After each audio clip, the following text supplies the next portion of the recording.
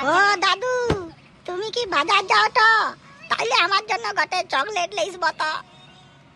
ওরে বাবা, যা ঠান্ডা পড়েছে, দেখি দাঁড়া চকলেট পাই কিনা দেখি। না না না, আমি কথা শুনবো নি, আমাকে চকলেট দিতেই হবে দাদু, চকলেট দাও।